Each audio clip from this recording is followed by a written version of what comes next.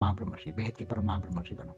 सब कुछ भेद के विश्व का आदिमत्य का ज्ञान समझ में आ जाएगा और सब कुछ ज्ञानी योगी बन जाओगे। भेद के योगी बनोगे तो सब कुछ भेद के परम धाम का यहाँ ही अनुभव करोगे।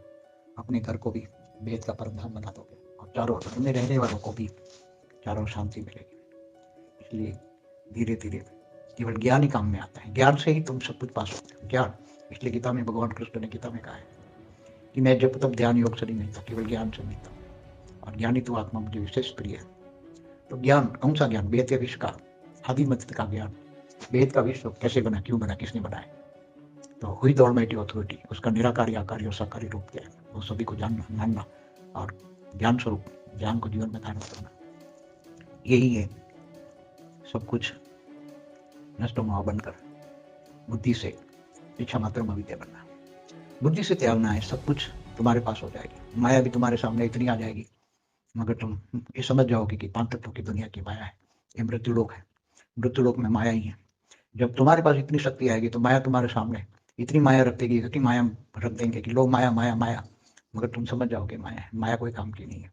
अंत में आत्मा की पावर, आत्मा और आत्मस्वरूप वेद के परमपिता के पास से पावर जो है और वेद की कमाई की, वेद की अविनाशी ज्ञान की कमाई की, वेद के अविनाशी योग लगाया, वेद की विश्व कल्याण की सेवा से वेद का भाग्य बनता है।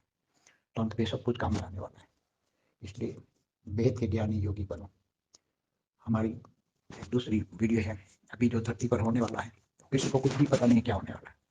इतना भयंकर रूप आने वाले समय में होने वाला है कि इसलिए बता रहे हैं कि महाकाल प्रलय में कौन कैसे बचेगा। पार्ट 1 पार्ट 2 वीडियो देखिए, और भी बहुत वीडियो है। इसलिए आने वाले समय से कौन कैसे बचेगा महाकाल प्रलय में, क्योंकि धरती पर जो होने वाला है इसका किसी को भी अंदाजा नहीं है। इसलिए ज्ञान ही तुम्हें बचा सकता है। भूत प्रेत निकालने का आज बहुत बड़ा धंधा है। लोग डर के मारे भूत प्रेत निकालने वाले को पास जाते हैं, मगर भूत प्रेत निकालने वालों के पास भी अनेकों, बहुत लाखों की तादाद में भूत होते हैं।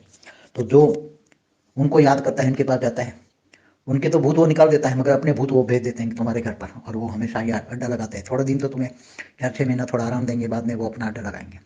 इसलिए कभी भी भूत प्रत्यय वालों को, निकालने वालों को ना जाए, वो कोई भी काम के नहीं है। अंत में ज्ञान योग से अवधारणा में जाए, वेद के परमपिता को याद करे।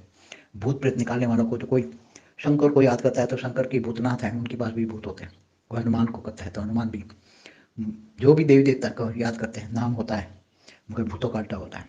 भूत निकालने वालों के पास भूतों का अड्डा होता है। इसलिए कभी भी उनके पास ना जाए, ना कभी याद करें, नहीं तो तुम्हारे पास उनके भी भूत आ जाएंगे और मुश्किल बढ़ा देंगे।